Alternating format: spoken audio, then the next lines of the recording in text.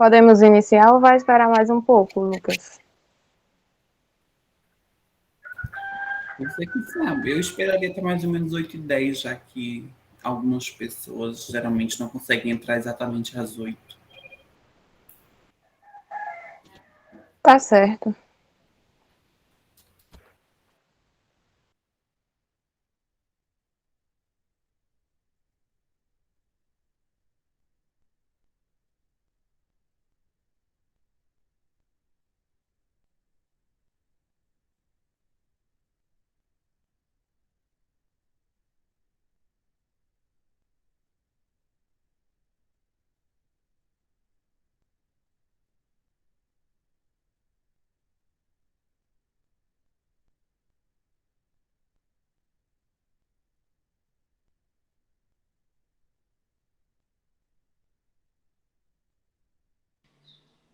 Pode ir conversando então, gente, já que vai esperar.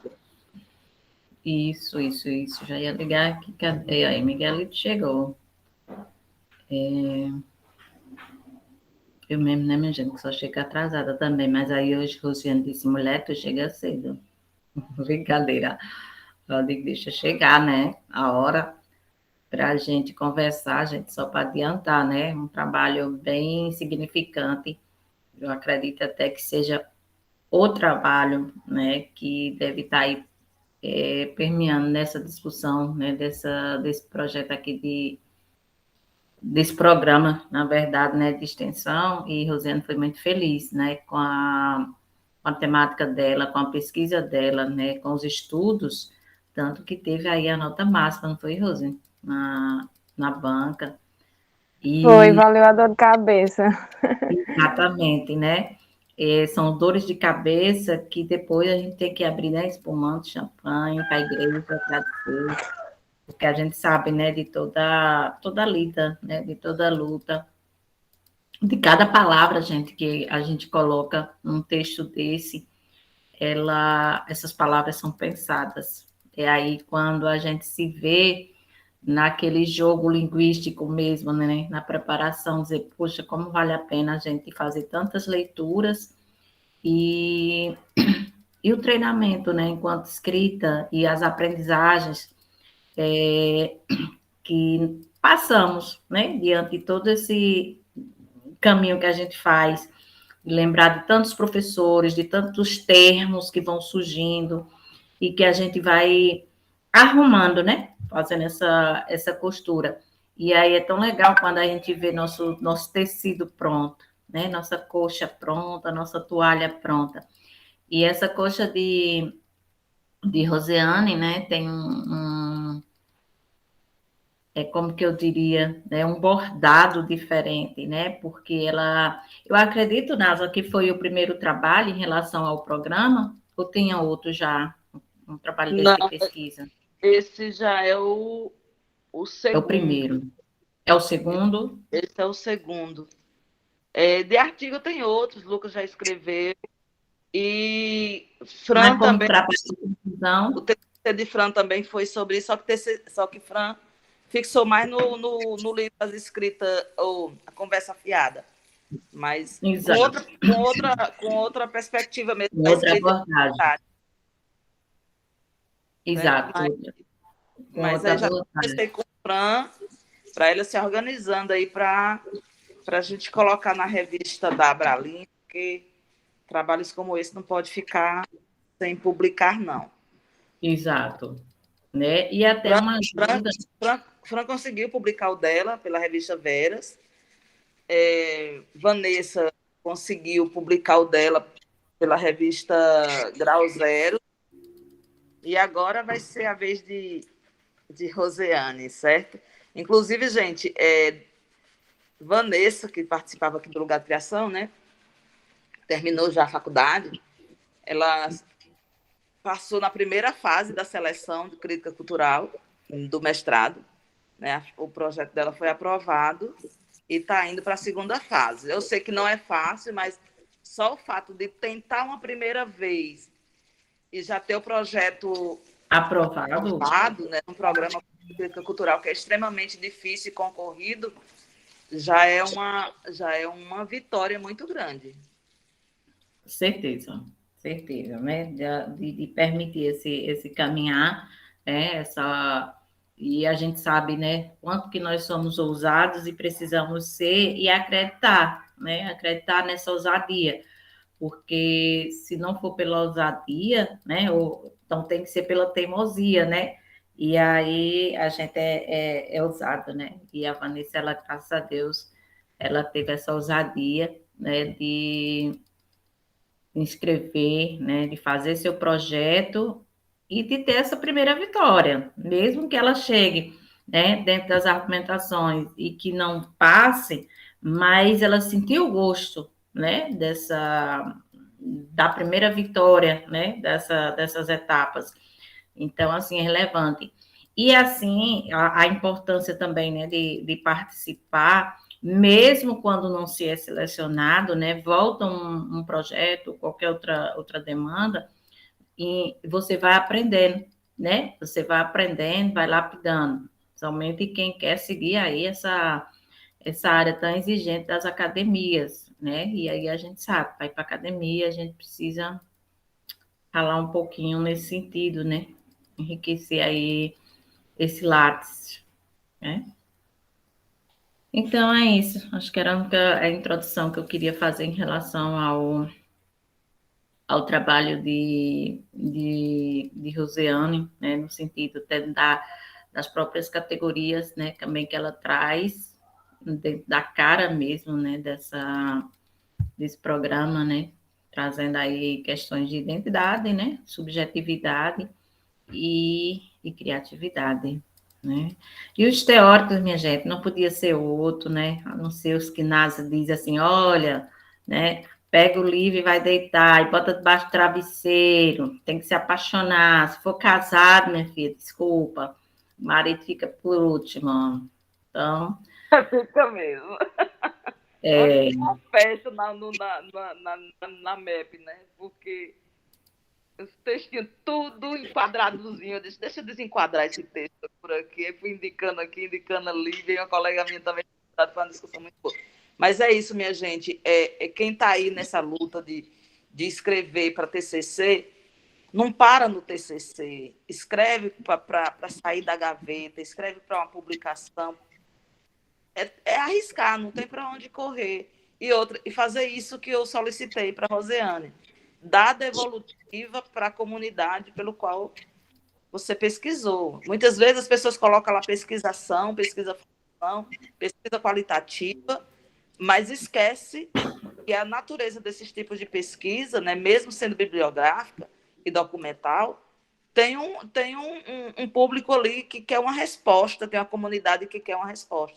Então, sempre que vocês forem fazer as pesquisas e defender esse TCC, traz essa devolutiva para a comunidade pelo qual você fez uso desses dados. Eu acho que é o mínimo que a gente tem que fazer, dar esse retorno, né? Então, boa sorte aí no bate-papo, e a partir de agora vou ficar só assistindo, porque eu não estou no bate-papo, só estou como ouvinte. Né? Bom dia. E aí, lembrando, né, Rose, que está por aqui hoje, está pelo Meet, porque Rose disse que o computador dela ela não conseguiu entrar pelo stream, viu, gente? Isso, meu computador é muito lento. Se ele entrar aqui, a senhora conhece, né? Nas orientações sofri um pouco. Sim.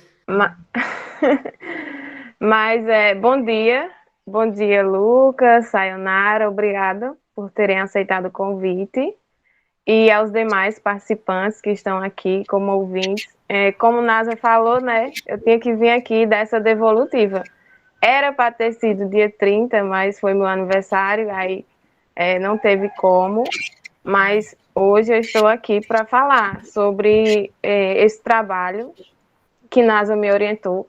Foi um trabalho que a gente teve pouco tempo, mas eu me surpreendi comigo mesmo e com Nasa também, por a gente ter conseguido fazer um trabalho assim, alinhado em tão pouco tempo. As questões os tópicos bem fechados, os autores que ela me indicou também foram autores essenciais. Eu acho que na fundamentação teórica, ela foi a parte principal, porque ela deu base quando chegou lá na análise, e aí os autores foram essenciais. Stuart Hall, né, falando de identidade, não tem como não trazer Stuart Hall. E eu vim aqui hoje para mostrar um pouquinho de como foi o trabalho, e Sayonara já conhece, né, Lucas, que leu, é a professora Nasa, mas aí eu vou mostrar para os demais. Lucas, quer falar alguma coisa? Sayonara? Tô nervosa, como sempre. Pronto, Rose, nessa questão, quando a gente diz assim, nervosa, é porque, de fato, quando a gente tem um filho, né? Não sei se é mãe, não sei. Não. Mas, ou quando a gente tem um sobrinho, ou quando a gente tem alguém, criança, né? Que a gente viu nascer, e de todo jeito, a gente sempre fica nervoso, né? Para cuidar, para pegar, para ajeitar.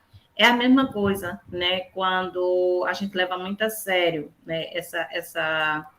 É um respeito em relação à nossa própria criação. Então, não tem como a gente também não ficar, né, com esse nervosismo, né? Porque a gente, de fato, traz, mas já é um nervosismo já, né, consciente de que tudo deu certo e que você agora só está dando o respaldo, né? De trazer agora, dizer, gente, ó, foi isso aqui, né? Essa nota que eu recebi não foi por acaso, né? Foi de dois professores, homem, dois professores carimbados.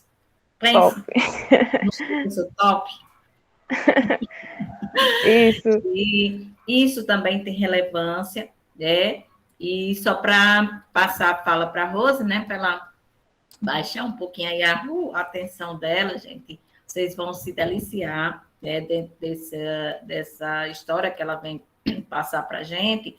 E sem contar no que a gente vai aprender, no quanto que a gente aprendeu lendo, né, esse texto. E aí eu já agradeço, eu nem sei se no dia, né, a gente agradeceu por permitir a gente fazer parte, né, dessa leitura, uma leitura assim fantástica. E a gente, enquanto avaliador, é incrível, gente, a gente fica avaliando e procurando um erro. E eu dizia, o que é que eu vou dizer para as meninas? Não tem nada errado aqui. E aí, dá nisso. E graças a Deus, né, foi tudo como eu acabei de dizer, as linhas muito bem escolhidas, as agulhas também, quando foram preciso trocar, ela trocou de certa forma, né, e fez esse arranjo maravilhoso. E tá aí, né, porque ela vai apresentar para vocês, né, essa coxa aí, e eu digo, né, porque quando a gente fala assim, uma coxa de retalho feito de vários pedacinhos, né, eu acredito que foi muito mais uma coxa de crochê, sabe, Nasa? Com alguns bordados, porque veio muito, muito bacana aí esse trabalho da Rosiane. Vocês vão amar. Lucas, estou falando logo que é para você fechar, viu? No final, vou deixar o final para você.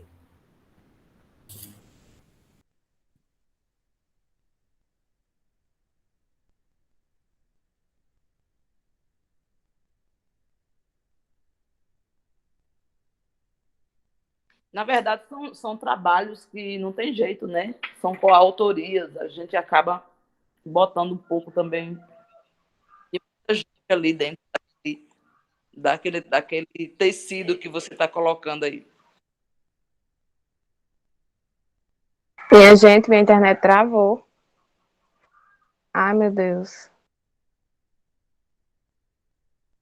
Tá aparecendo a tela aí para vocês?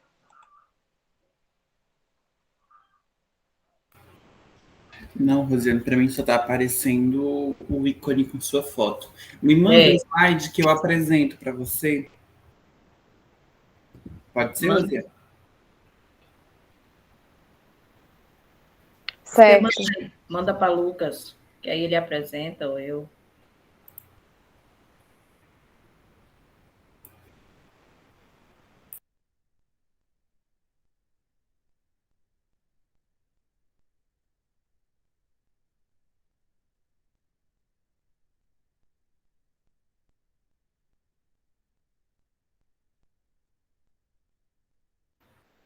Só tirando uma dúvida, hoje a gente vai até às 9, não é isso? E à noite retoma às 19? É, Isso. A gente tem o sarau com a segunda parte dos textos Aham. do sujeito autor. Achei legal também porque antes não tinha, não era, Lucas, essa divisão, Uhum. né? Agora são 2 meses por É, turno, né? Aí dá para fazer e ficou todos legal. apresentarem seus textos. Pronto, eu já justifiquei até a NASA porque que eu não vou estar, viu? Nesse segundo sarau. Certo.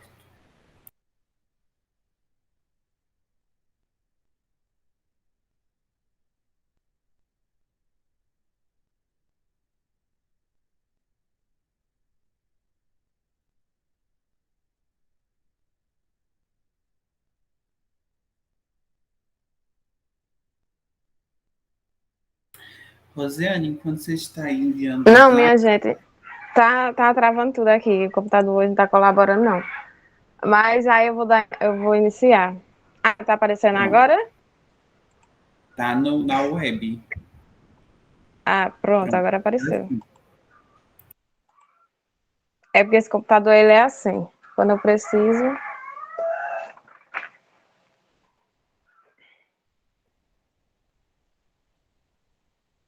Eu fiz esse slide aqui para falar com o tema do sarau, que foi escrita juvenil, um olhar para a escrita como ato de criação. Mas aí eu também tenho um slide do TCC. Depois eu apresento só para vocês ficarem cientes de como foi. E aí eu vou só demonstrar aqui algumas partes que eu trouxe para iniciar essa conversa, esse bate-papo. E aí eu trouxe esse tema, mas o tema da minha pesquisa foi escrita juvenil de uma escrita impositiva para uma produção como ato de criação. E aí a gente fez essa abordagem sobre, primeiramente, a criatividade, sobre o que é o ato de criação. E aí, como base teórica, eu trouxe Vygotsky, abordando essa área. Vygotsky é um psicólogo da área da psicologia da aprendizagem, e ele traz essa questão do ato, da criatividade desde a infância, né? Porque ele trata essa questão das crianças, e tem mais menino é criativo, né? E aí ele traz essa questão da criatividade na infância. E aí Vygotsky diz que qualquer ato humano que dá origem a algo novo é referido como um ato criativo, independente do que é criado. Então, pode ser um objeto do mundo exterior ou uma construção na mente ou do sentimento que vive e se encontra no homem. Então, o ato de criação ele vai estar na individualidade de cada um. Então, esse ser humano ele cria para se destacar no ambiente em que está inserido. Então, se eu estou num trabalho, eu quero fazer uma coisa inovadora, eu vou criar. Se eu estou na escola, eu vou tentar ser criativo nas minhas aulas. Então, esse ser humano ele vai ser criativo de acordo com sua individualidade, suas subjetividades, né? E aí, fazendo parte no ambiente que ele está inserido. E aí, eu vou trazer Vygotsky, que é o psicólogo, e aí, para contrapor as ideias de Vygotsky, eu vou trazer Deleuze. E Deleuze é um filósofo pós-estruturalista. E aí, Deleuze ele vai trazer essa questão do ato de criação. Eu usei como base o texto, o ato de criação. A gente discutiu esse texto num grupo de estudo, né, Lucas? O Lucas até argumentou algumas ideias lá de Deleuze que ele que ele achou. E aí eu trago Deleuze porque Deleuze ele vai dizer que a criação é algo solitário, pois esse ato de criar é algo nato da subjetividade humana e que para criar é preciso ter uma ideia. E aí Deleuze ele vai trazer como principal fonte de criação a ideia, porque a gente tem a ideia na nossa mente e aí depois a gente vai e passa para o real e a gente cria, faz a nossa criação. E aí ele vai trazer como base principal as ideias. E aí ele muitas vezes esse encadeamento de ideias ele não é fácil de ser evidenciado, Quantas vezes a gente já sentou assim para escrever um texto, né, e ficou sem ideias? E aí Deleuze, ele vai trazer esse ato de criação como um ato não prazeroso, mas necessário, porque ele vai dizer que são dessas necessidades que vão surgir as ideias. Então, se eu sentar ali para escrever um texto, eu tenho que escrever sobre determinado tema. E aí eu tô com essa necessidade, e aí vem dessa necessidade que vai ter que surgir minha ideia para me criar meu texto, e aí ele traz esse ato de criação não como um ato prazeroso, mas como um ato necessário. E aí, Lucas, gostaria de falar alguma coisa das ideias de Deleuze? Por enquanto, não. Vou me reter nesse lugar de escuta, né? Depois eu vou trazer alguns comentários. E aí, eu abordo essa questão do ato de criação, né, na introdução, na minha fundamentação. E aí não tem como eu deixar de abordar também subjetividade e identidade, já que as escritas do lugar de criação são umas escritas marcadas, né, pelas identidades e também pelas subjetividades dos sujeitos autores. Então, em cada escrito está presente ali a ideia, a identidade também, muitas vezes perpassa nas escritas das autoras, dos autores. E aí eu trago essa questão da subjetividade, que a autora Silva vai dizer que é aquilo que diz respeito ao indivíduo, ao nosso psiquismo ou à sua formação, ou seja, algo que é interno. Nossas opiniões, elas são constituídas subjetivamente, né? E aí eu trago essa questão. Então, a subjetividade, ela vai também estar ligada à identidade de um sujeito. E aí, para trazer essas questões de identidade, eu vou abordar Stuart Hall, não tem como deixar de abordar Stuart Hall, que ele vai trazer as identidades de acordo com 3 tipos de sujeito. O sujeito do iluminismo, o sujeito pós-moderno, não, o sujeito sociológico e o sujeito pós-moderno. Eu me recordo que em um bate-papo, Lucas mais Vitor, eles falaram de Stuart Hall, dessa questão das identidades. E também é um livro que nada deixa, deixa aqui, né, para o lugar de criação, porque tem muito a ver com as identidades. E aí, Stuart Hall, ele vai trazer. E aí ele traz o sujeito do iluminismo, que era um sujeito que tinha uma identidade centrada no seu eu, era uma identidade bem individual. Esse sujeito, ele permanecia com sua identidade do nascimento até a sua morte. Era uma identidade que não mudava. E aí ele traz depois o sujeito sociológico, que é um sujeito que vai começar a construir a sua identidade a partir das interações que ele vai ter no ambiente social e cultural que ele vai estar inserido. E aí ele vai começar a ter essas relações, e essas relações vão ajudar na construção da sua identidade. E o sujeito pós-moderno, ele vai trazer como um sujeito que tem uma identidade fragmentada. Ou seja, é um sujeito que possui não só uma identidade, mas é capaz de ter várias identidades ao longo de sua vida. E aí ele vai se adaptar também ao ambiente social e cultural no qual está inserido, e aí ele vai construir essas identidades. E aí eu trouxe esses autores, eu trouxe também o Audre Lorde, que ela vai trazer, eu li uma obra dela que foi, se eu não me engano, Identidade e Diferença, e ela traz essas questões da identidade, da diferença também. E só o que eu me recordo foi esse. E aí ela traz também. E aí eu fundamentei isso porque tem que, como as escritas do lugar de criação são escritas que estão marcadas por as identidades, são escritas identitárias, muitos escritores, eles deixam em seus textos suas identidades ali marcadas, ao falar da sua região, por exemplo, falando aqui da região Nordeste, ele está deixando ali evidenciado sua identidade nordestina e traz também consigo uma subjetividade bem forte, bem marcada, que são suas ideias ali dentro daquele texto. E aí não há como deixar de abordar essa questão das identidades e subjetividades. Nessa Sayonara, eu também trago a subjetividade na linguagem, que eu usei como fonte Geraldi, que a gente teve uma palestra, né, com ele aqui. E aí eu trago essa questão também da subjetividade na linguagem, já que a gente vai trazer análise dos textos do lugar de criação. Tem que percorrer essa subjetividade implicada na linguagem. Minha Rosiane, gente, esse galo canta toda hora. Rosiane, deixa aqui. Tô adorando esse galo. Ô, mulher. Aqui é Os livros assim. que- Oi, os livros Lucas. que eles estão falando são esses. Não sei se dá para ver. Peraí, deixa eu tentar abrir aqui um pouco mais a luz. O sujeito cultural na pós-modernidade, de Stuart Hall, é maravilhoso.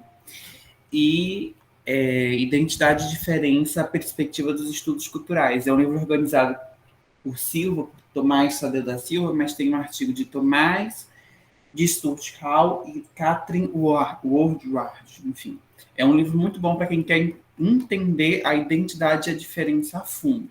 Recomendo, inclusive. Era só esse comentário, viu, Rosane? Pode seguir.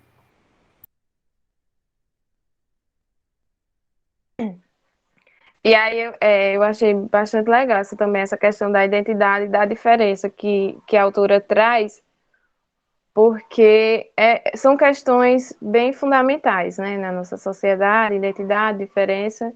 E aí foi uma... Minha gente, esse galo não para de cantar. E aí foi uma obra que eu gostei muito. Eu li também Thomas Tadeu, mas se eu não me engano, eu não trouxe nenhuma citação para o meu trabalho, mas NASA ela me deixou muito bem de fundamentação.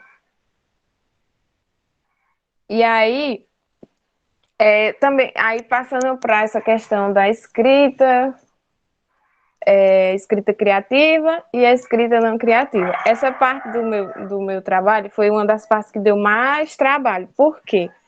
Porque eu tinha que abordar sobre a escrita criativa e a escrita não criativa. Lucas, depois tu deixa o nome do livro, viu, aí nos comentários. E aí eu trouxe essa questão da escrita criativa e a escrita não criativa.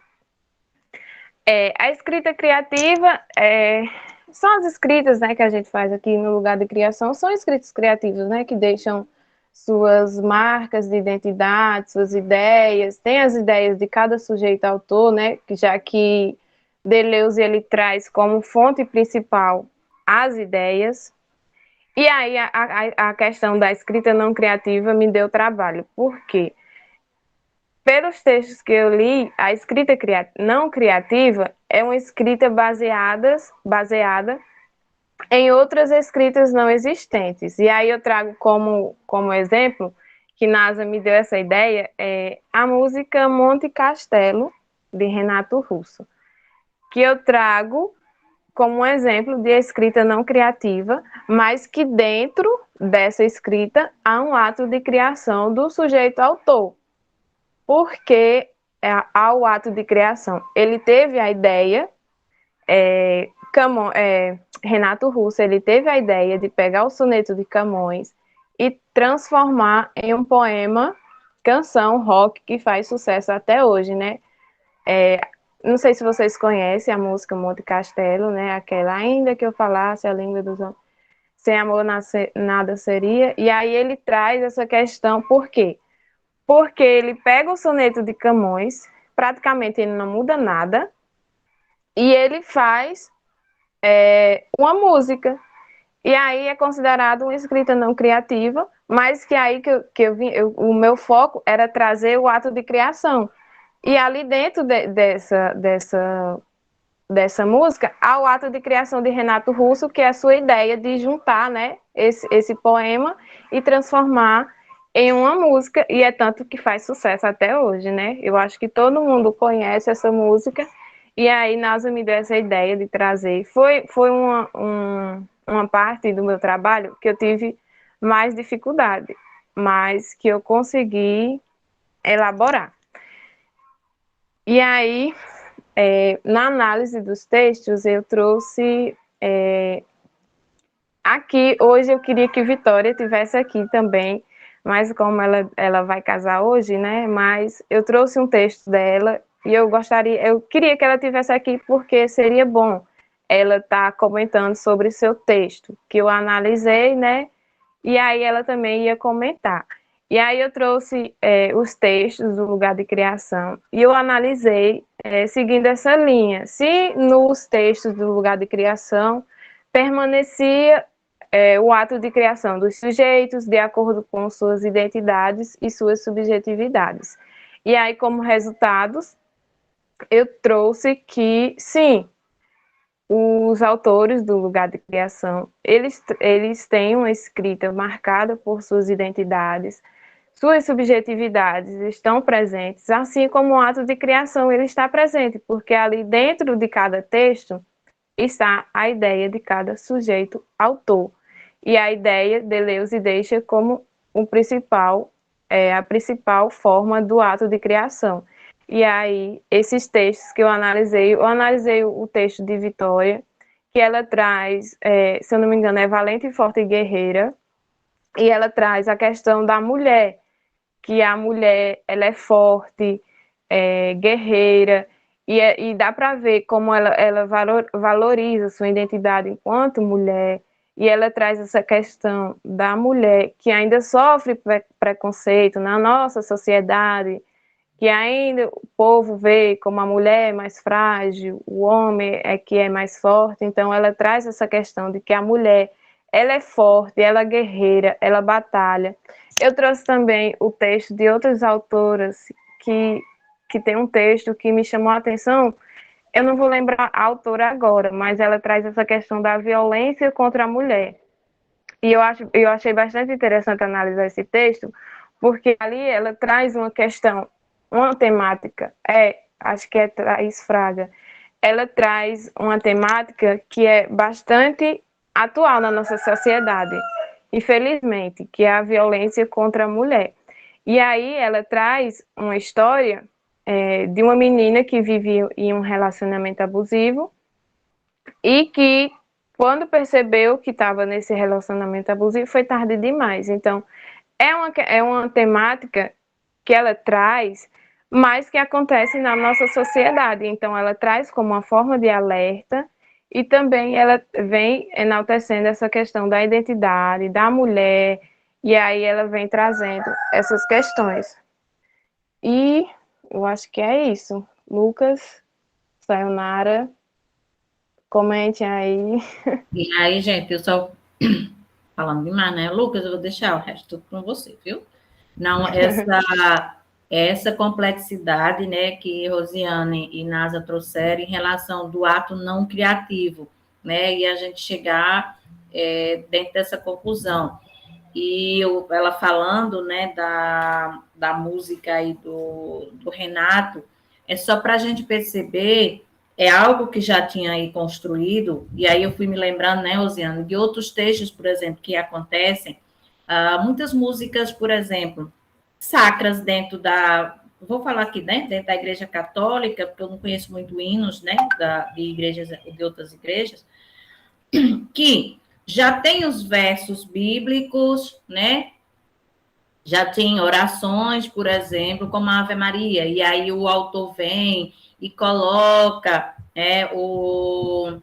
a música, né, a sintonia, para colocar. Nesse sentido, quando o Rose vem falando, né, do Renato, é que o momento do ato não criativo se dá apenas nessa visão de já pegar algo pronto e colocar. No entanto, se mistura com a criação, porque alguém pensou de pegar isso e colocar uma melodia.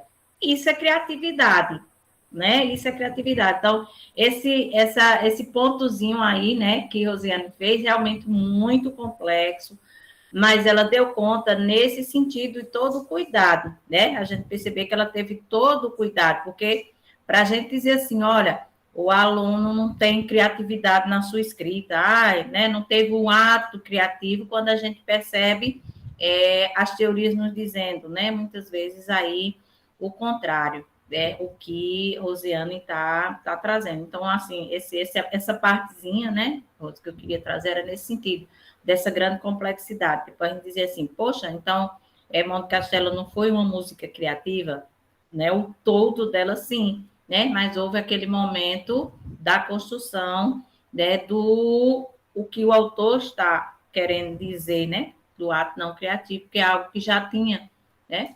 Lucas? Então, eu tive aí a oportunidade de assistir a defesa, né, do trabalho de Rosiane. Eu li o artigo que ela produziu e, assim, só para ratificar, ficou perfeito. Ela fez ali uma construção, ela e Naz, né, que ela trabalha com orientação, né? Uma construção, os autores muito bem encaixadinhos, a sequência ali para facilitar a compreensão de quem está lendo. E é bem interessante, né? Inclusive, eu recomendo que vocês façam isso. Quando a gente pega os textos dessas autoras do lugar de criação para analisar e não apenas para ler. Quando a gente faz uma leitura rápida, a gente acaba deixando passar uma coisa ou outra, mas quando a gente senta para analisar verso por verso, linha por linha, a gente percebe tanta coisa que tem ali por detrás, que está ali nos implícitos daquele poema ou daquela prosa, não é? Eu já tive a oportunidade de analisar textos de Ruth, de Camila, de Noemi, enfim, e a gente vai percebendo aí, como bem Rosiane traz, essa subjetividade que está por trás, essa criatividade, esse ato criativo, não é? Que está ali por trás de cada verso, de cada linha escrita, e como isso agrega ao todo que é produzido. E eu acho muito interessante esse título, porque o título do TCC de Rosiane não é um olhar para a escrita criativa, é escrita juvenil, de uma escrita impositiva para a produção como ato criativo. Então, ela vai lá na educação básica, quando a gente tem aquele processo de imposição da escrita, em que o professor impõe ao aluno para escrever, e a gente vem para o lugar de criação, onde a gente tem autores que escrevem por gostar de escrever, por prazer mesmo. Mas mesmo sendo por prazer, a gente vai encontrar aí, acho que a Rosiane também cita isso no TCC dela, a dificuldade. Porque ser criativo não é fácil. É bonito quando a gente termina o texto, aquela coisa maravilhosa, aquelas metáforas, aquelas antíteses, aquelas rimas bonitinhas. Mas é um processo difícil. Então, eu acredito que esse TCC de Rosiane, esse artigo que ela produziu, no final traz essa mensagem. Escrever é bom, escrever é um ato criativo, mas escrever não é fácil. É muito difícil, inclusive. A única coisa boa, na verdade, é quando você termina o texto e percebe que aquilo, como Sayonara falou no começo, que é um filho nosso, que sai de dentro da gente, sai de uma forma diferente que um filho biológico sairia, mas é um filho, é um filho que a gente vai levar para o resto da vida. Cada texto é um filho, vamos dizer assim. Eu já tenho, então, uma geração de filhos, mas enfim. E, então, só parabéns mesmo, e que isso inspire, não é, aos graduandos em letras que estão aqui, para quem sabe futuramente estar fazendo aí o TCC de vocês sobre os textos do lugar de criação, porque conteúdo tem. Os textos do lugar de criação dão suporte, sim, para fazer um bom trabalho. Parabéns, Rosiane. Obrigada. E aí também eu queria deixar ressaltado também essa questão que NASA ela pediu para me trazer um detalhamento do livro Lugar de Criação. E aí, no meu artigo, eu trago mapa não, gráfico, fazendo esse detalhamento de como é o lugar de criação. E aí eu pego o livro e faço esses gráficos. E aí eu trago quantos são professores, participantes, quantos tem de texto, quantos tem de textos de alunos extensionistas, de alunos participantes. Então, eu trago bem detalhado para o leitor ele ter essa ideia do que é que eu estou analisando e de como é a construção desse livro. E aí eu trago essa detalhação para ficar mais evidente. E é isso. Gostaria de agradecer os elogios. Foi um trabalho que foi em curto tempo, que deu muita dor de cabeça, eu me aperriei muito, mas graças a Deus eu consegui defender, consegui o 10, que Sayonara estava na minha banca, ela viu como eu estava nervosa, Lucas viu, mas graças a Deus o 10 veio. E aí eu gostaria só de agradecer a NASA pela oportunidade. Rosiane me ajudando. Pela oportunidade de ter me orientado. E o lugar de criação também, né? Por ter feito partes e poder ter analisado os textos desses alunos. Realmente são textos muito bons. Se a gente parasse, pegasse e analisasse cada um, a gente vê que ali está grandes coisas, são temáticas atuais, mas que os seus textos, cada autor, ele passa além dessa mensagem. Está ali marcado por a identidade de cada um, a subjetividade. Então, esses textos do lugar de criação são muito ricos. E é isso. Lucas, Sayonara. Posso falar, Lucas? Pode. Eu deixava para fechar, né, gente? Vocês já perceberam que Lucas ele faz um fechamento mais legal, né? Assim. E aí, bom, gente, foi realmente, né, uma grande oportunidade, né, que eu tive de participar aí da banca da Rose, né? Eu, professor Kleber. E foi muito interessante. E aí eu não tinha contato, né, com o professor Kleber, ele fez a correção dele, eu fiz a minha, e quando a gente chegou na hora, a gente ficou, o que ele falou, eu falei, né, comecei, depois ele falou, e era praticamente, foi tudo, né, igual, porque assim, a cara do trabalho, ele aparece, gente, no resumo, né? Quando ela colocou o resumo lá, aí eu disse, bom, eu vou olhar o trabalho todo e vou conferir com o que ela está dizendo no resumo. Gente, perfeito, tudo muito encaixado, os autores tudo encaixado, né? E a gente disse, Jesus, nesse aqui eu tenho que procurar onde ela cometeu deslize em nada. E mesmo assim, foi a voz do professor Kleber, né, dentro desse sentido. E a gente sabe o quanto é importante a gente ter um orientador nesse sentido que vai abrindo as janelas, né? Vai abrindo as portas, mas você sabe que você é um ato solitário em determinado momento que você precisa, apenas ele abre. E aí você vai e você vê um resultado desse, né? De criação também, um ato, né, de criação. E aí, né?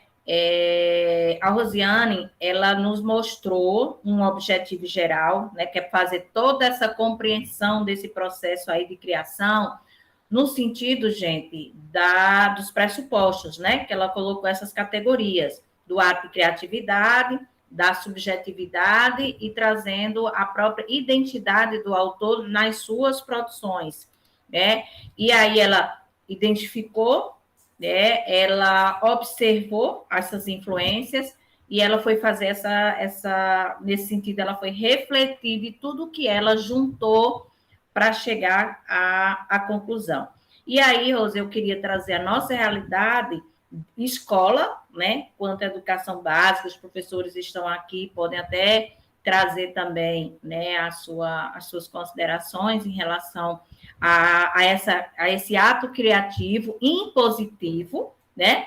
Que a gente, enquanto professor de língua portuguesa, muitas vezes cai, né? Nesse item aí, quando a gente tem que seguir, de fato, o currículo, né, escolar, a gente tem que dar conta, né? Ontem a gente estava falando sobre isso, né? Sobre a BNCC, sobre os currículos que nós trabalhamos, né? Dividido aí em unidades.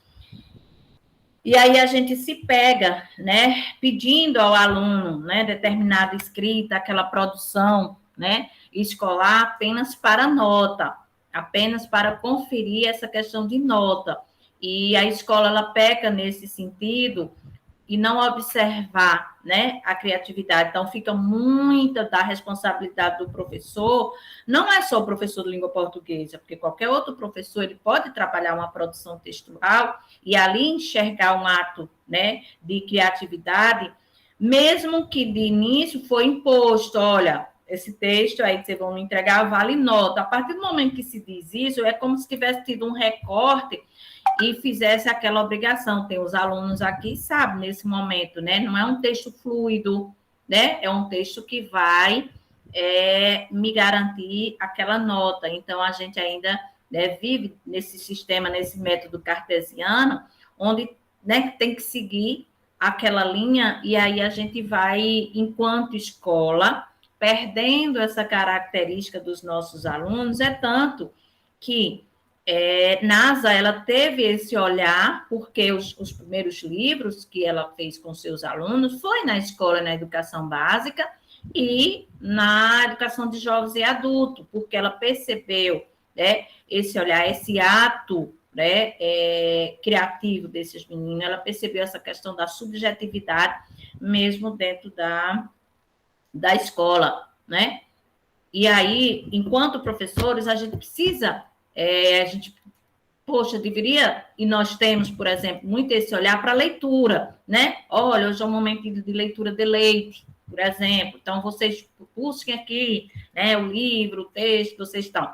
E a gente precisa fazer também esse momento na escola sobre esse deleite na escrita, né? Permitir aos nossos alunos também que eles fluam e digam assim, olha, bora escrever hoje, né? O que vocês estão passando, o que vocês estão pensando? O que, professora? Né? Que gênero? A gente está muito arraigado também na forma, porque nos dão uma forma. E aí a gente começa a colocar todos os alunos dentro dessa forma, porque a gente quer essa forma perfeita, né? E eu acho que a escola a gente não deve pensar muito assim, não, né? Dentro dessa formalidade toda. Eu acho que é por isso que vem esses projetos de extensão, esses programas de extensão, para nos alavancar, né? Para permitir que muitos professores que ainda estão na educação básica, né? Eu saí há 2 anos, mas eu saí com essa consciência bem tranquila mesmo, né? Lucas está aqui, foi meu aluno, e eu saí com essa consciência bem tranquila. Eu me preocupava muito no ato de criação desses alunos, quando eu percebia, poxa, velho, esse aluno aqui tem uma escrita maravilhosa, tem uma oralidade ímpar, né? Eu tinha um aluno que fazia um discurso, né? Era o Paulo, o nome dele é Paulo, ele tinha 2 nominhos, não sei se ele foi colega da época de Lucas. Gente, ele tinha um debate, uma coisa assim impressionante. Então, eu estimulava muito, e aí comecei a fazer seminários, tudo só para ver ele, né, se colocando. E muitos dos alunos também, tá vendo? E aí a gente, enquanto professor, se a gente se apegar apenas a essa forma que nos dão, e a gente for, né, aceitando e colocando tudo bem parecido, a gente vai continuar dentro da escola fazendo algo, né? E quando a gente sai, a gente descobre, poxa, não era assim que era para ter feito, né, no início. Claro que a gente segue as determinações, mas a gente também tem que ter esse olhar, né, da criatividade, do ato criativo dos nossos alunos, fazer esses saraus, sem precisar de nota, porque a pessoa, quando a gente diz, olha, vai ter a nota, e meu Deus, aí o negócio, apesar que os meninos perguntam, né, vale nota, professora? Mas é uma cultura, né, e essa cultura a gente, aos poucos, né, a gente pode também desconstruindo, né? Pronto, eu acho que é só isso, viu, Rosiane, a minha contribuição, espero que tenha... quando ela me convidou, eu disse, sim, filha, se for pela manhã, darei sim, sem nenhum problema. E só para os colegas que estão aqui, ter, né, essa dimensão do trabalho, né, da relevância que Rosiane trouxe, né, dentro dessa visão. Essa compreensão desse processo, como que se deu, né, essa produção, né, dentro desses autores, né, e aí ela considera esses 3 eixos, né, essas 3 categorias muito bem explicadas dentro dos autores que ela trouxe. Tá bom? Valeu. Sim, muito obrigada, Sayonara. Belas contribuições, a senhora foi muito cirúrgica em cada ponto que a senhora trouxe aqui.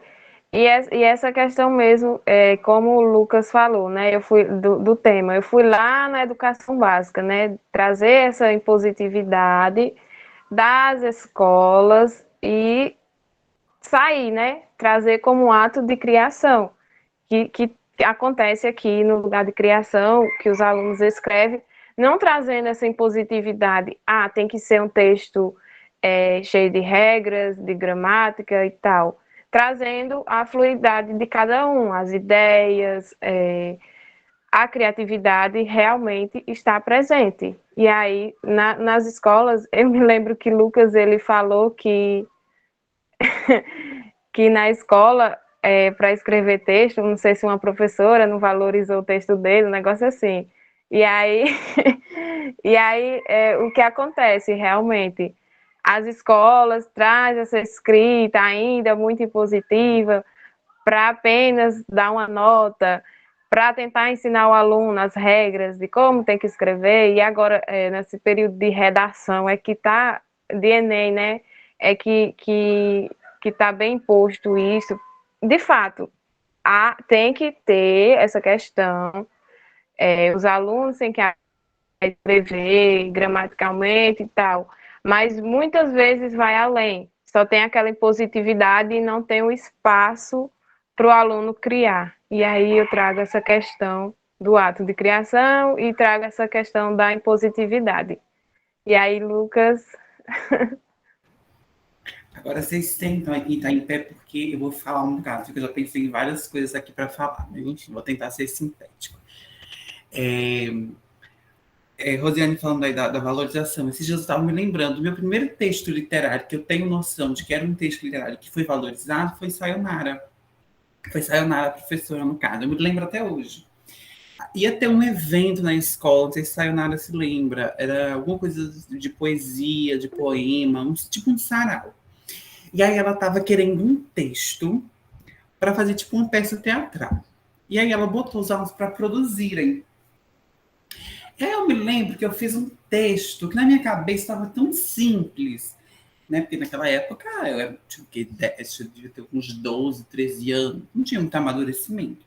Na minha cabeça estava um texto muito simples. Quando eu fui mostrar para ela, eu me lembro até hoje a reação dela.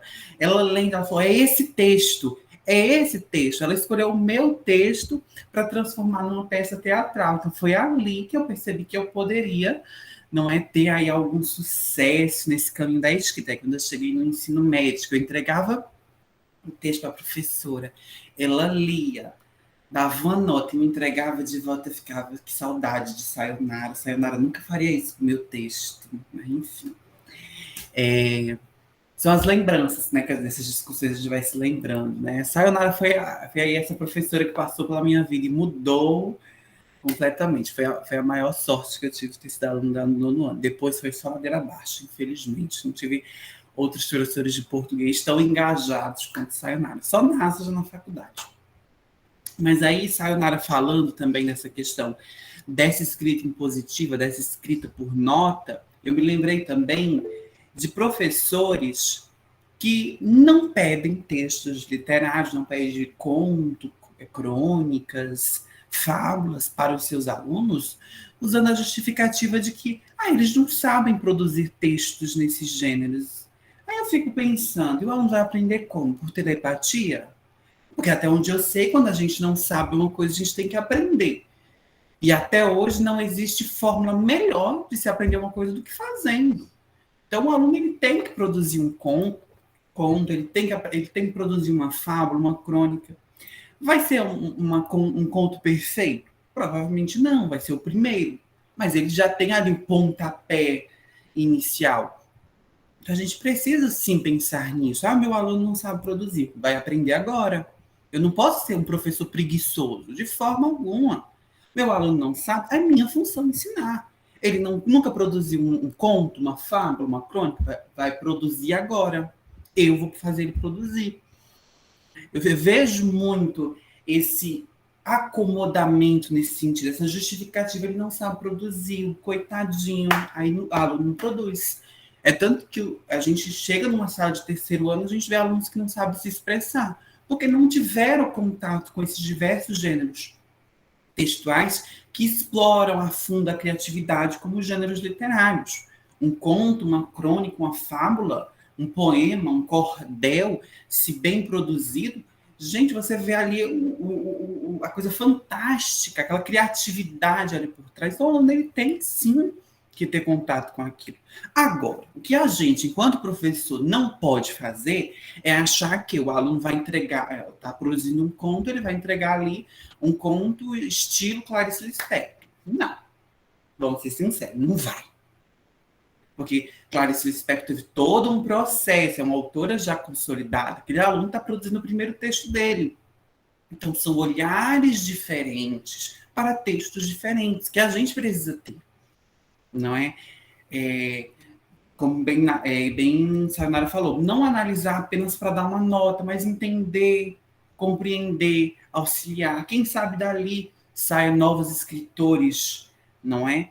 Saiam novos autores de contos, crônicas e afins. Então, é bem isso que eu falo. E outra coisa que a gente estava até comentando ontem na aula, né, Sayonara, no estágio, porque eu sou uma pessoa muito crítica, né? As pessoas lá, todas animadas, os alunos do estágio, né? Todos animados com a experiência. E eu, gente, que animação é essa? Não precisa. Uma aluna falando, eu saio de sala angustiada porque os alunos não prestaram atenção. Minha filha sai angustiada por quê? Não tem porquê. O aluno que não quis prestar atenção, ele que se lasque. Eu vou me preocupar?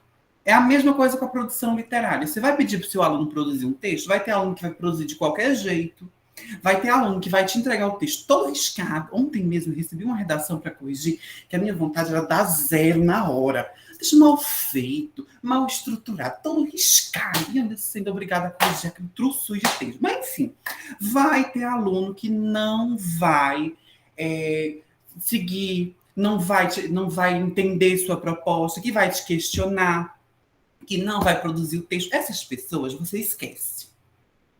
Foque apenas naquelas que, quando entregar o texto para você, você perceber que ali tem potencial. Que ali sim tem criatividade. Ali é um autor, é uma autora que usa a criatividade. Não se desgaste com quem não mereça. Se desgaste com quem merece o seu esforço. Porque a gente estuda demais e precisamos ser valorizados, porque ninguém nos valoriza. Então, vamos focar naqueles alunos que realmente querem aprender. A gente coloca na cabeça, eu quero ser aquele professor maravilhoso que vai mudar o mundo, o salvador da pátria. Você não vai ser, desculpe te informar, você não vai ser.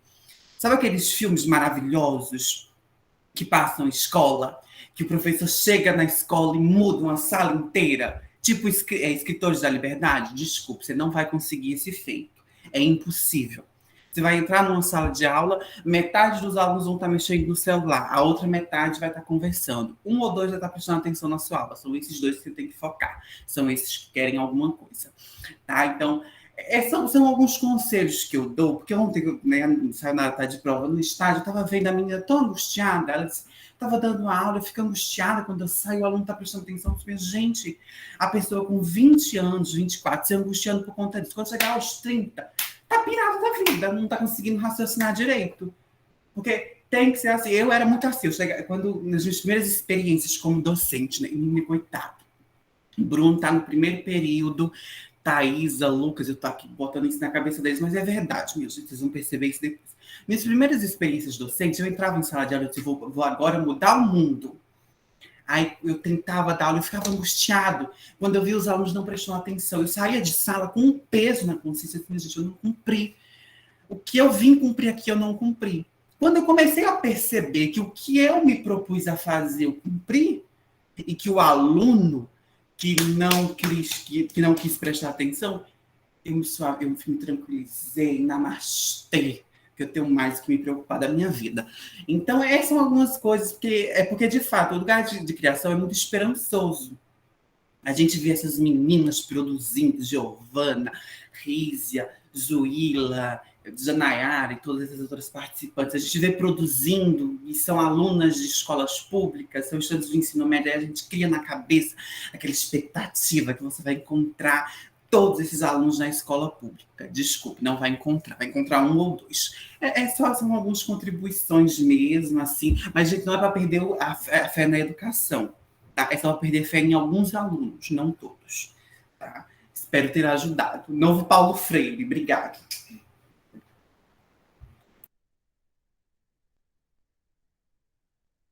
NASA, quer falar?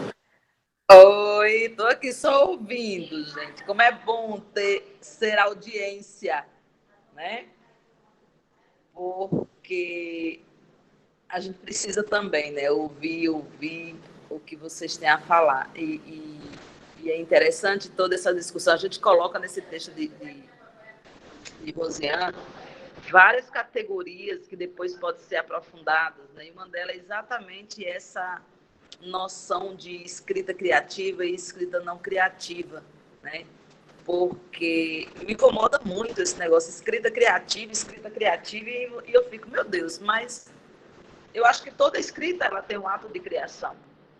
Toda escrita ela parte de uma necessidade, se eu pensar nessa potência que é o ato de criar enquanto processo necessário, né? Então, quando eu pedi ali, vamos estudar as escritas criativas, mas vamos estudar também as escritas não criativas, e a gente descobre. E aí Rosiane traz ali até Monte Castelo, que foi, Rosiane, que a gente botou no texto, para a gente poder discutir que a escrita não criativa ela está em evidência e é tão importante quanto a escrita não criativa, que, que a gente também faz uso o tempo todo, né? E quanto, Lucas, você acha que vamos pensar, você está no quinto período, oficialmente, tua turma está no quinto período. Então, ainda tem muita coisa. Eu acho que você já no quinto período, você já tem muito dessa outra cena que eu estou trazendo ali na minha tese, de se constituir um professor com esse outro olhar.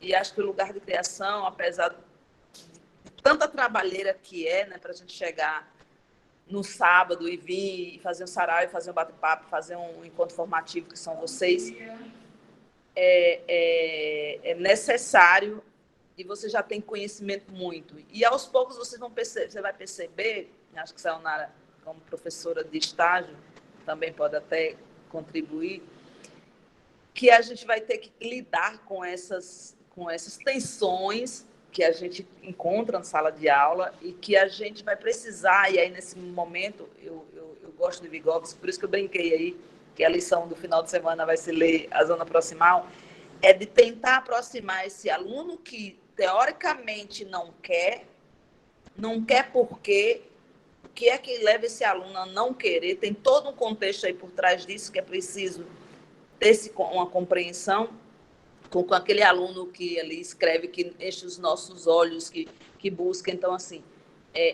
eu sou daquela que acho que a gente vai deixar sempre alguém para trás, mas é tentar não deixar ninguém para trás. Eu acho que a escola tem essa função, principalmente a escola pública, que já são pessoas, por natureza, socialmente falando, excluídos, né, por um sistema que assujeita a gente enquanto professor, que assujeita a gente enquanto aluno, que assujeita a gente enquanto sistema. Enfim, nós somos assujeitados e a gente tem que pensar também nesses sujeitos que estão à margem desses assujeitamentos ainda, que é pior. Então, assim, tem N situações que nos levam a refletir e aí dar uma outra tese, dar uma outra dissertação, um outro TCC, uma outra tese, essa discussão, certo? Então, assim, parabéns. O pessoal pode fazer perguntas, gente, para a Rosiane, tá bom?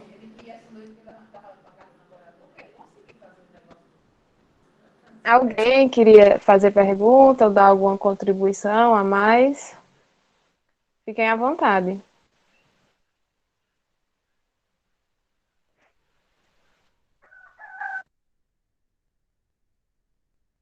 Renata? Então, bom dia, pessoal. toda reunião eu prometo para mim mesma que eu não vou falar, vou ficar quieta, mas infelizmente. Então, sobre, sobre a questão da escrita criativa, por exemplo, e não criativa, e sobre as contribuições de Lucas, né? Eu sempre tenho muita experiência em relação a isso, né? Eu já trabalhei com crianças do Fundamental 1 e agora eu estou no Fundamental 2, e é bem, assim, rico de experiências. Porque, por exemplo, nós tivemos recentemente, né, a OLP, e aí quando foi pedido as produções textuais, mesmo você explanando sobre todas as características dos gêneros pedidos, mesmo que você dissesse assim, olha, é só você falar dessa forma, eles ainda plagiaram, literalmente. Foram na internet, os guris do 9º ano foram na internet, puxaram textos e era visível. Aí eu lembrei de uma professora minha chamada Miriam, que ela estava aplicando prova nesse momento, e aí ela passando de banca em banca, ela percebeu que um aluno mexia no relógio toda hora. E ela parou atrás do aluno e ficou observando. O cara tinha feito uma fila e tinha colocado dentro da data do relógio. E ele ia girando, né? E ela ficou observando aquilo. Aí ela falou assim, eu tô vendo que você tá filando. Aí ele, né, ficou surpreso por ela ter pego ele naquele momento. Aí ela falou assim, mas eu vou te dar 10. Aí ele ficou mais impressionado ainda. Aí ele foi perguntou por quê, né? Aí ela foi disse, é simples. Se eu passasse 2 anos te ensinando tudo, você não aprenderia. Mas você hoje me ensinou que é capaz, sei lá, é capaz de desmontar um relógio inteiro, colocar uma fila minúscula dentro dele, e você tá aí se saindo muito melhor do que se tivesse aprendido todos os conteúdos em uma semana só. E aí, dona Miriam me deixou essa contribuição de que o aluno, ele não é somente aquilo que a gente ensina, ele vai muito além disso, né? Então, eu tenho alunos de todas as etapas de ensino e tenho alunos de vários tipos cognitivos, né? Os alunos que são espertos para muitas outras coisas e aqueles que são mais apegados ao que a gente ensina. É como o Lucas disse.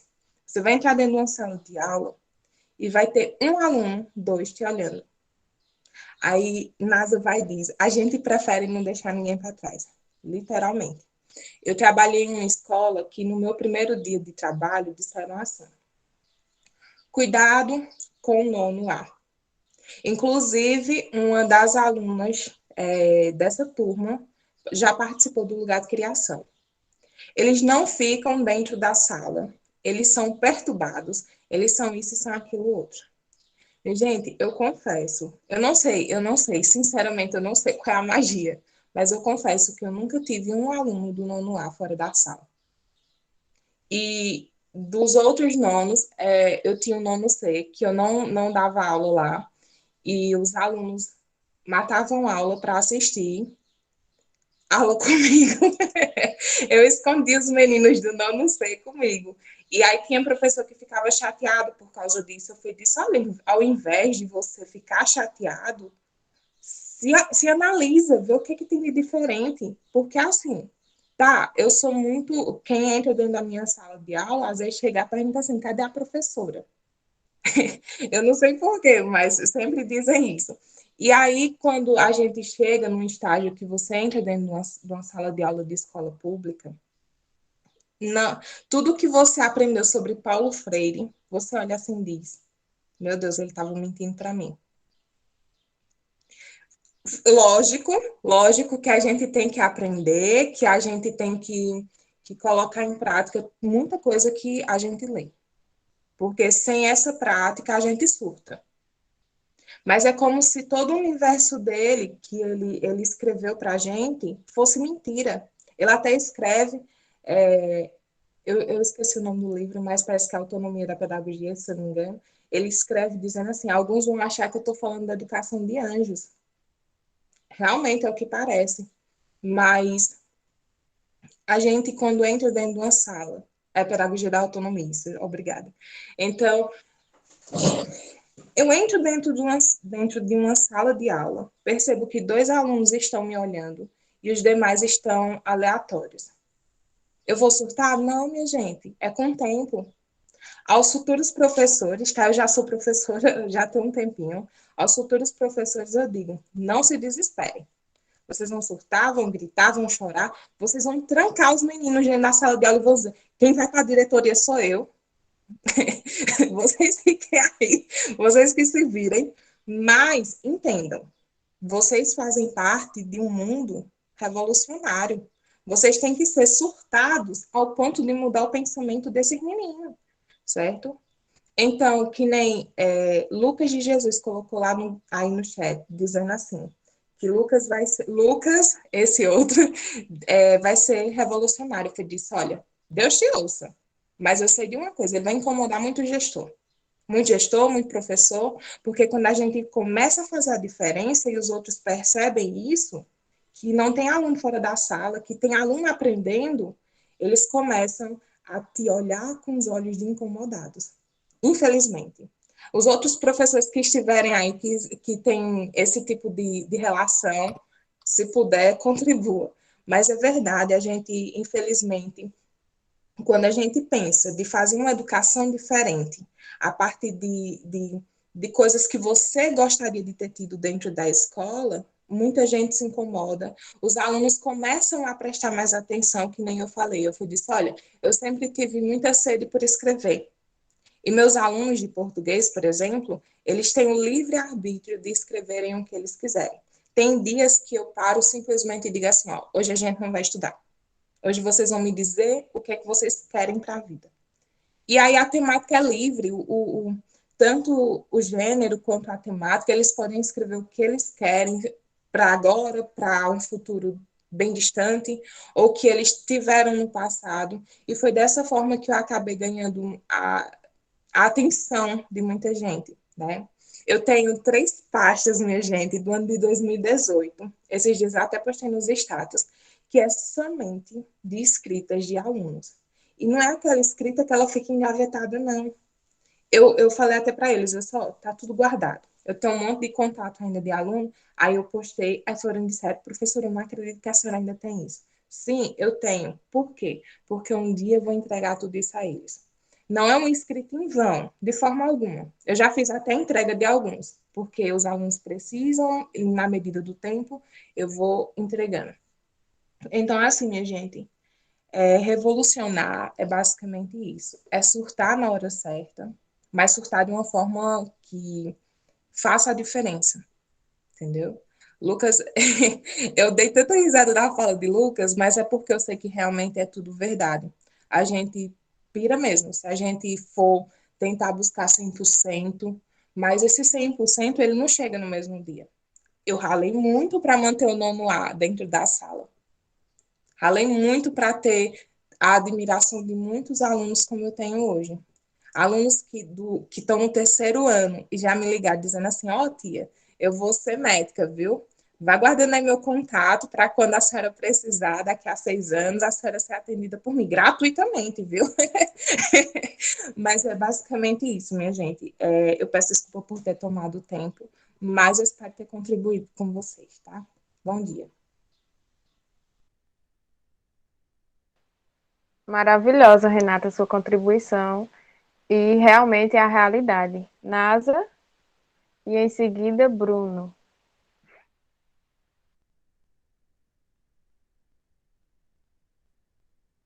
NASA tá aí. Bruno, você quer falar? É só dessa questão dos professores, né, de fazer a diferença e Só um tal. minutinho. Eu vou sair aqui que minha bateria acabou, tá bom, gente? Certo. Dessa Certo. questão, no curso, eu fiz um curso anterior, antes de entrar para letras, eu fiz técnico em meio ambiente, né?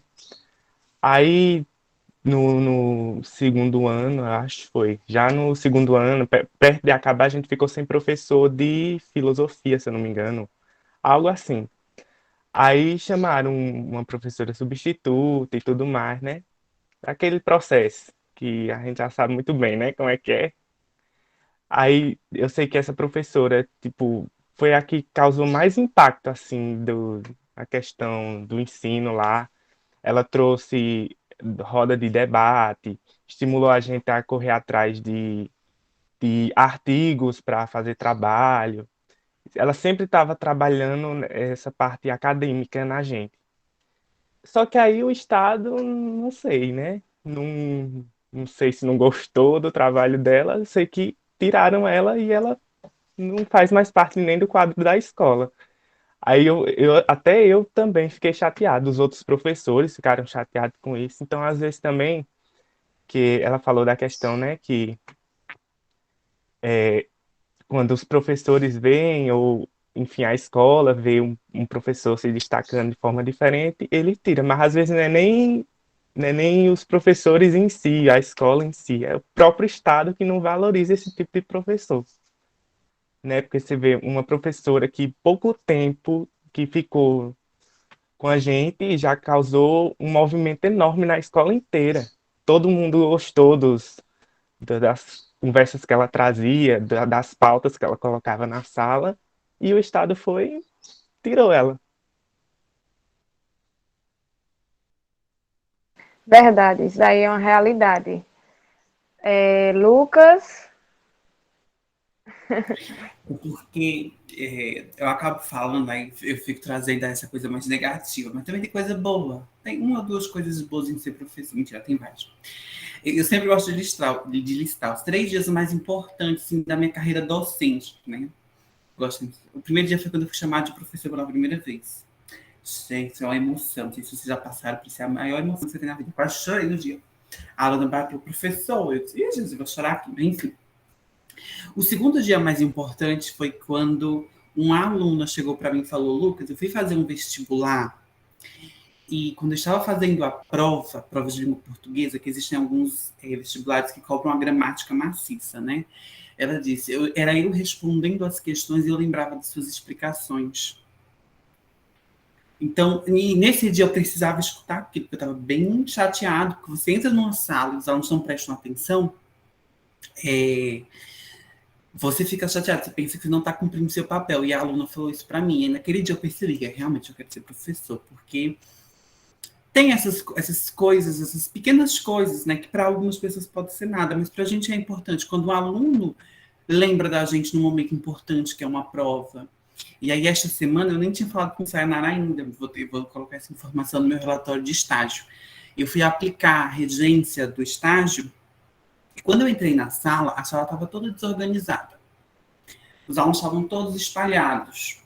E eu sempre falo, eu não vou pedir para botar em fileira. Quer ficar em círculo? Fica em círculo. Quer sentar no chão? Senta no chão. Eu não vou me preocupar com isso. Não vou.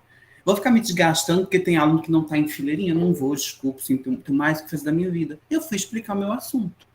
Comecei a explicar o conteúdo. E como era aula de revisão para o SSA, querendo ou não, você acaba entrando na questão gramatical. E aí eu fui começar a explicar as regras gramaticais. Eu tenho uma coisa em mim que é, não se explica regra gramatical sem explicar o porquê. Que é o que muitos professores fazem. Chega, joga a regra gramatical, o aluno se vira para mim, meu amor, ele tem que entender o porquê.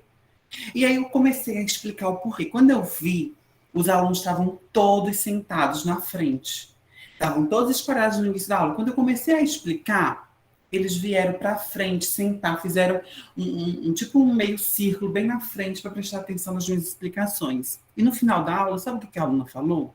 Lucas, eu aprendi com você em 1 hora o que eu não aprendi com meu professor de língua portuguesa em 5 anos. Quando ela me falou aquilo, me deu uma mistura de ânimo, de nossa, sou foda, mas ao mesmo tempo de tristeza.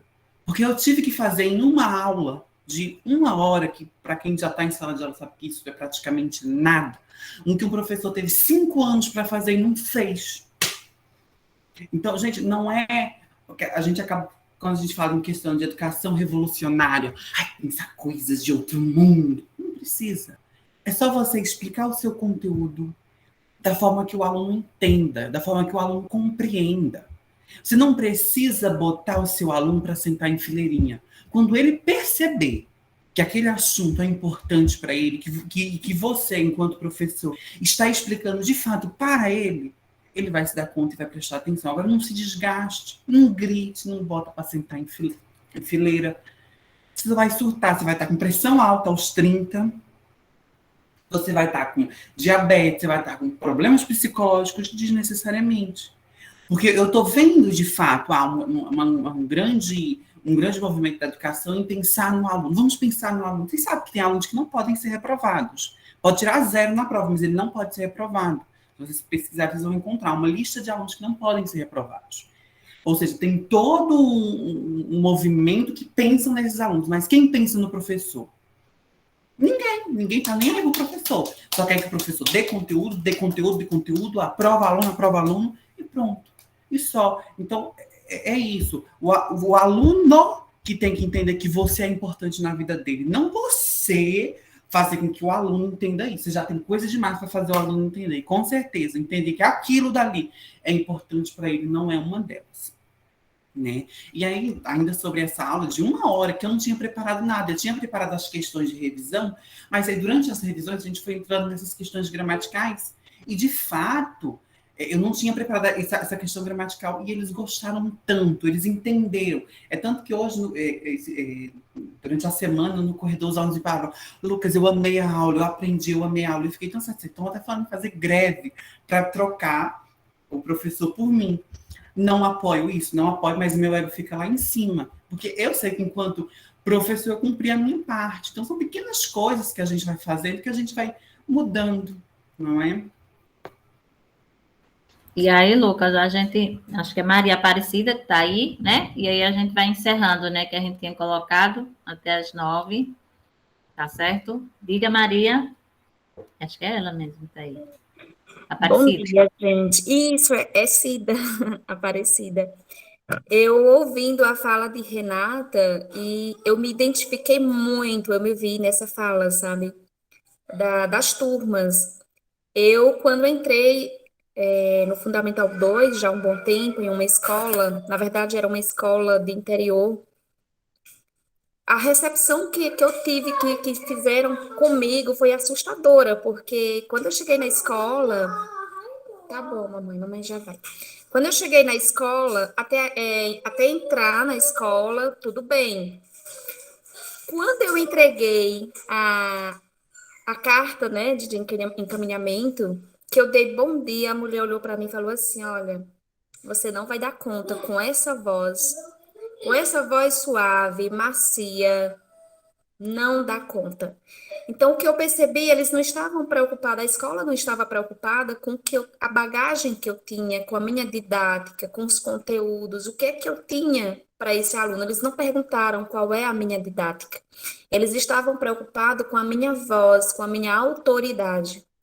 Você tem que ter pulso, Aparecida, você tem que ter voz, você tem que falar mais alto do que eles, você tem que botar ele no eixo. Porque o nono A, quando ela falou no nono A, gente, veio assim toda essa história, sabe? O nono A e o sétimo C, Aparecida, são terríveis. Gente do céu, aí começaram a contar histórias que já tinham cortado o freio da moto e um professor caiu. E, de fato, esses alunos, nos primeiros dias, assim, eu achei que eu não fosse dar conta mesmo, sabe? De tanto. Eu ficava, meu Deus, o que é que eu vou fazer nessa escola? Mas eu prometi para mim mesma que eu não iria desistir, que todos aqueles conceitos que colocaram em cima de minha pessoa por eu ter essa voz suave, eu tinha que desmanchar aquilo, sabe? E quando eu cheguei na sala dos professores, que eu dei bom dia, gente, eles me olharam assim, tipo, o que é que essa professora com essa voz de menina está fazendo nessa escola? Porém, assim, eu tinha que fazer alguma coisa, né? Comecei a aplicar minha didática. Eu sou muito de expor textos, eu não tenho textos publicados de alunos. Porém, eu sou aquela professora que usa todas as paredes externas da escola para colocar os textos dos meus alunos, né? E vou colocando.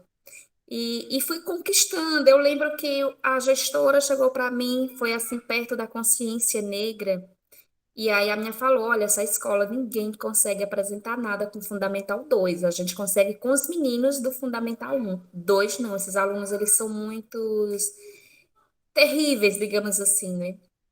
E eu cheguei na sala, me tranquei, fiz igual a Renata, me tranquei nessa sala e falei bem assim: olha, as notas de vocês não são as melhores, mas o aluno que apresentar o trabalho, a proposta que eu tenho aqui, eu vou dar 10 para. Gente, eu prometi 10, eu dei 10 e depois foi uma dor de cabeça, porque veio o conselho de classe e eu era a única professora que tinha nota boas com esses meninos. Eu digo, mas eu prometi, né? E no dia da consciência negra, pronto, aí a gestora falou: se você conseguir, eu digo que você é uma boa professora. Então, ela estava ali a todo momento, contestando mesmo, mostrando que eu não tinha capacidade. Ela deixou muito claro. Ela chegou para mim e disse: tem uma escola em tal lugar que está precisando de professor. Você não tem interesse? É porque aqui já tinha uma, que ela tinha pulso, tinha isso, tinha aquilo. E aí eu consegui colocar esses meninos para apresentarem, depois eles foram fazendo outras apresentações. Fui mudando e as minhas falavam, Cida, eu não sei se é água benta, se é macumba, eu não sei o que é que você faz na sala, que seus alunos não conversam, não faz isso, não faz aquilo. Então, assim, eu percebi que a maioria dos professores lá dentro que tinham dor de cabeça, né, as dores de cabeça, muitas vezes era uma falta de didática. Não é fácil você controlar uma turma. Não é, gente. É como diz Lucas, nunca será 100%. Sempre vai ter aquele aluno ali que vai chamar a atenção. Às vezes, um sozinho, ele termina aqui bagunçando aquela turma todinha, mas é esse aluno que você tem que chegar nele, procurar qual é o ponto fraco desse aluno, onde é que eu posso chegar, né? Nesse aluno para que eu possa contornar. E graças a Deus eu saí dessa escola porque eu renunciei. Apareceu uma outra proposta, eu renunciei. A gestora pediu ainda que eu ficasse. Eu era meio totalmente diferente da escola. Lá era todas as cadeiras fileiras. Eu gastava 10 minutos da minha aula porque eu não gosto de dar aula fileiras. Eu gosto em círculo, onde todo mundo olha para todo mundo debate, todo mundo conversa. E eu não gosto de sentar, minha gente. Eu sou a professora que chega ao final do dia com o pé inchado, mas eu não consigo dar aula sentada. Eu gosto de estar circulando, de estar passando, de estar olhando o texto do aluno. Gosto de. Eu não cito o nome de aluno, mas às vezes eu chego no fundo da sala e eu falo mesmo. Eu vi um texto assim, assim, assim. Eu estou emocionada. E aí eles ficam todos eufóricos, né? Quem é, professora? Quem é? Enfim, essa é a minha missão. Continuo com essa voz doce, calma, mas que estou dando conta do meu recado, né? Mas que ainda existem escolas que querem professores autoritários, eles não estão interessados na sua didática, no seu conhecimento, eles estão interessados no autoritarismo, que escola boa é aluno sentado, calado e prestando atenção. Infelizmente, ainda tem essa visão. Não é aquele aluno que conversa, que ri, que fala. Eu amo quando os meus alunos falam. Inclusive, ontem mesmo, do aula à noite, eu apliquei uma atividade e eu perguntei: vocês compreenderam? Sim. Ninguém disse não. E eu fiquei muito preocupada. E eu disse: olha, quando todo mundo diz sim, é porque vocês não compreenderam. Eu adoro quando o aluno tem um questionamento. Professor, eu não entendi isso. Eu sei que vocês prestaram atenção. Quando todos dizem sim, eu fico com uma pulga atrás da orelha, porque eu gosto de questionamentos. E é isso, gente.